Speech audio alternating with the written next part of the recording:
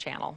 My name is Cinda Baxter, the owner of Details Inc. in Minneapolis, Minnesota, and I am here to introduce you to a segment called Self-Promotion. Hi, my name is ... Who are you? That needs to be the first question that you ask yourself when you start to look at promotion of any kind, whether in print, advertising, internet, in-store, whatever. You need to know who you are. You need to know from the moment you step through your front door from the sidewalk. You need to look around the room, see what your customers see what your products are. And then you need to stop and ask yourself, who do I think I am? Who do my customers think I am? If you can answer either one of those two questions in 10 words or less, congratulations. You've already got the first homework assignment completed. If, however, it takes you a page and a half, you've got a problem, and the problem's going to reflect on your image. You need to be sure that you've figured out what your niche is. You need to be clear and concise about what your niche is so that your customers, when somebody asks, hey, have you been to Details Inc., what do they sell? Stationery, invitations, and gifts. They know exactly who you are, what you have, and where to go when they need it.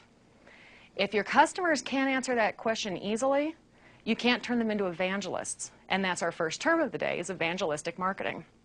What that means is you get your customers fired up about what you sell, what you do, etc. They go out and they tell the world. That is the least expensive and most effective method of marketing you can possibly get your arms around. You want to be sure to learn how to wear your ego on your sleeve. What that means is you have to remember that every time your company name or your logo is seen by a customer or heard by a customer, it has to be there 4, 5, 6, 7 times for it to finally register. Most studies that are done within advertising and marketing suggest you need 5 to 7 repetitions for a logo or a brand name to really sink in. You can start that process in your store. In-store visuals are very high impact and very low cost. A couple of ways to do it are branded shelf talkers. Now, these are examples of custom invitations that we've made for customers. We put up on display or do mock-ups. And in each case, in the signage, we're sure to put the inkwell, a service of Details Inc., down at the bottom. We want customers to know these designs aren't out of an album or out of another line you can buy elsewhere. They're here and here alone. The same way we go at the talkers for other items, like in our open stock. Everything will be done on the same kind of cardstock and the same color ink and the same typefaces, but then we bring in the little pen nib at the bottom that's part of our company logo. That pen nib, even without the words details, repeats throughout the entire store and brings that image back in and ties to the great big pen nib that's on the sign over the front door. Even the book that we use for all of our type styles, ink colors, and the sample sets that we use with customers to help them select items, again, has the logo and that pen nib right on the cover at the bottom. That's the repetition that you need.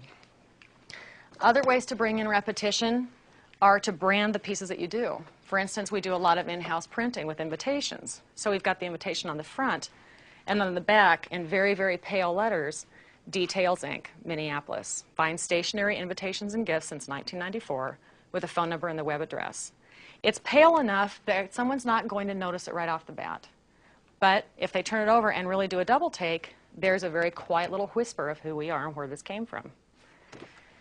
Things like personalized ribbon are effective. You can use these to tie and bundle things in the store. You can use them as part of your signature store wrap if you have one. If you don't, you should. It's inexpensive. It's easy to get from a number of vendors. Talk to the companies that you're buying your gift wrap from. Things that you use for your store wrap, your store bags, your tissue. Typically, those packaging companies are going to be a good resource for something like this. Another thing they'll provide are stickers and labels. We've got clear labels with our gold Details ink on it that we can put on the back of gifts that come in sometimes. We've got a line that's framed, handmade paper names with little crayons behind them.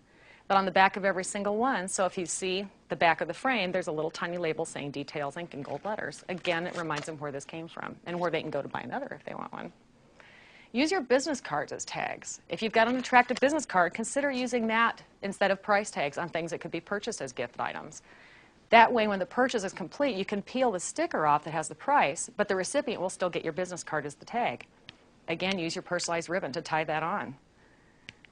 You want to think about using all of these elements together so that you can really get your name in front of the customer as frequently as possible.